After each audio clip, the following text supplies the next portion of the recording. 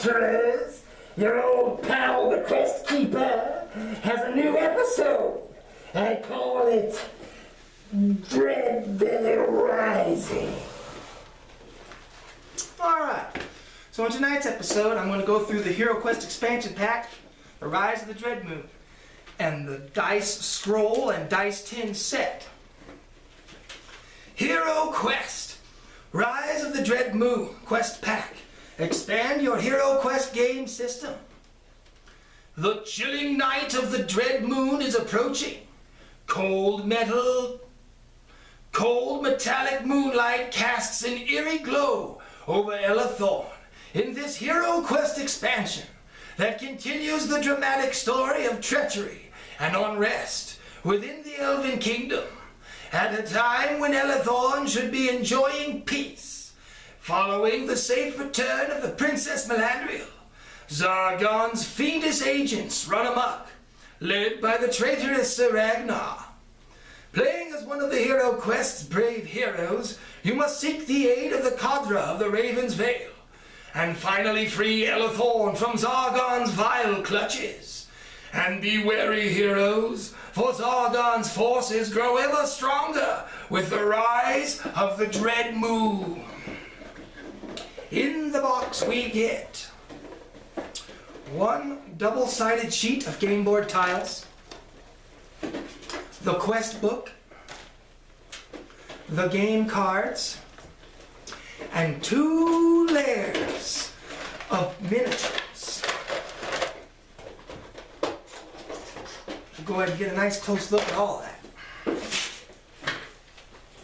Now over here we have the game board tile sheet, which has the all-new reputation tokens that are much like the fate tokens from Talisman. We have caltrops, traps, lunarium or lunar tokens, trapdoors, room overlay courtyard. This is a reputation token. When you have more than 4, you get the 5 reputation token.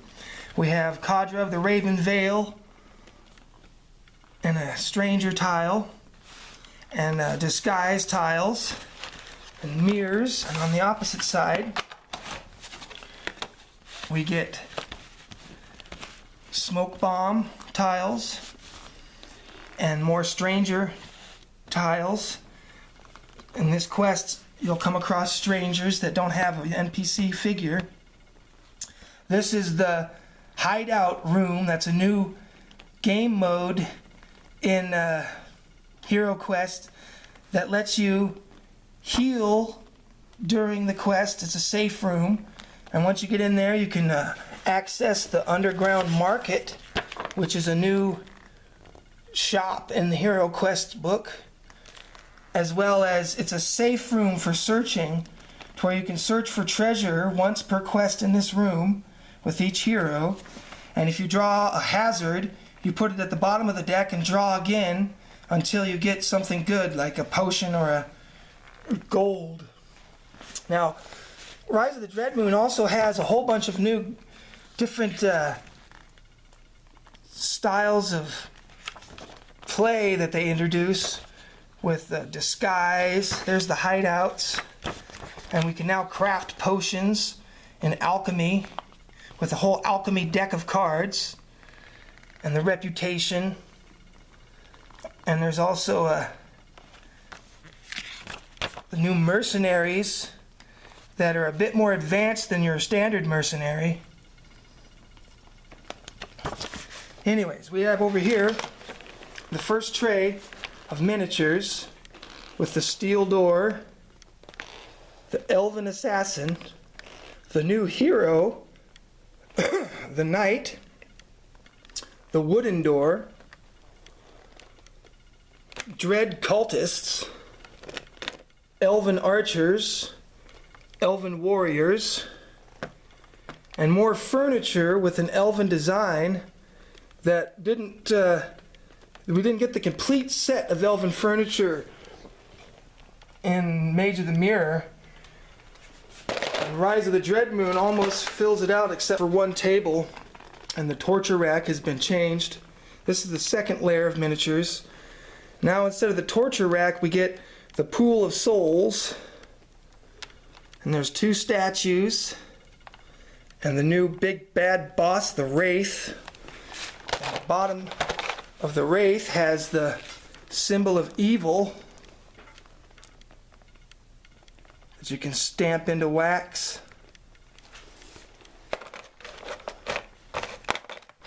And the rest of the figures are, we have a new Magus Knight, and we have Spectres, and here's the Kadra of the Raven's Veil, which they have the names for him here. We have the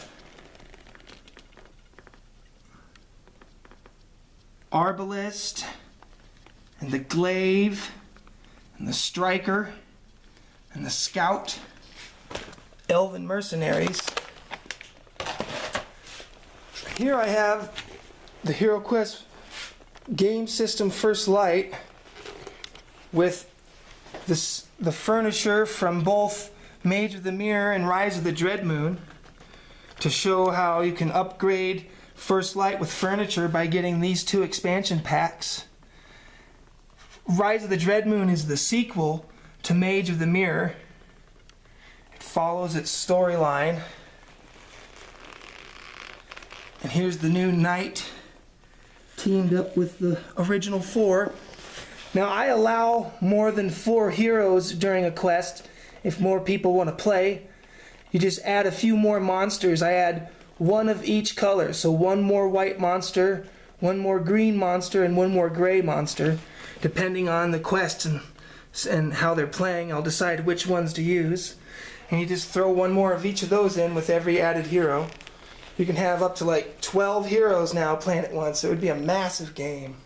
I've only had like 5 or 6 going before.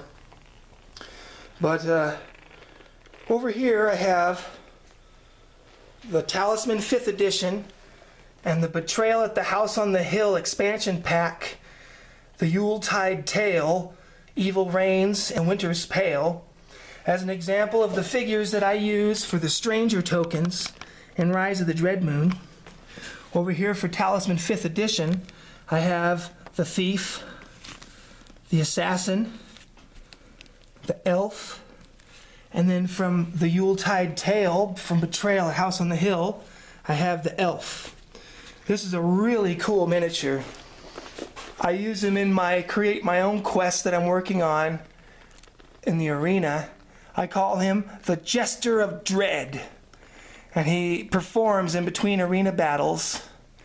And when every arena battle begins, he exits. And you have just enough time, if you rush straight over to get him,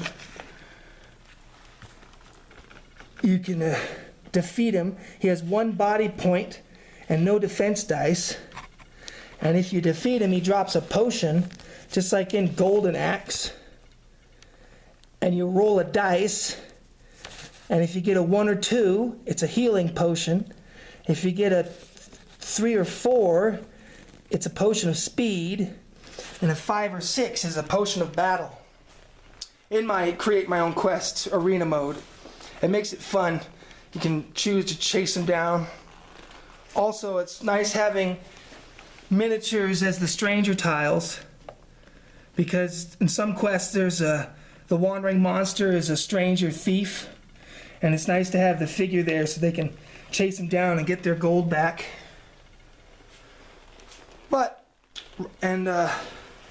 The dice set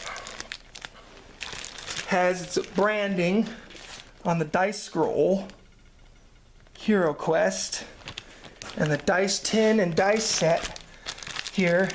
What I do is I take the dice out and I store them in the scroll, and I roll up the character sheet inside there, so you can have your dice and your character sheet and pencil all rolled up in the scroll. And then I take the foam dice holder out of the tin and I store all the game cards in there. So that way in between game night, each player can have all their contents rolled up and stored in these. I also can use it with these the Jungles of Delphrak dice tray, padded dice tray and tin set. Do the same thing. You take out the foam dice holder, put the game cards in there, and it can hold all the components in between game night. Makes it real easy to hand out everybody's character. You don't have to mix it all up. It all stays separate. And over here we have the Spirit Queen's Torment, because the designer who designed this quest book also designed the Nightfall quest from Hasbro Pulse exclusive, the Hasbro Pulse exclusive quests. That's kind of the introductory quest to Rise of the Dread Moon, where there's a prison break and somebody's breaking out Skullmar or whatever out of the jails, and kind of introduces Ragnar as a traitor if you think about it. But yeah, this is a really good expansion pack, and it ties together nicely with Mage of the Mirror and the Rogue Heir of Elathorn and First Light. You could just get those 4 sets, and it would be a total, just epic game of HeroQuest. But I also wanted to point out that Talisman 5th Edition and Betrayal at House on the Hill are both from Avalon Hill,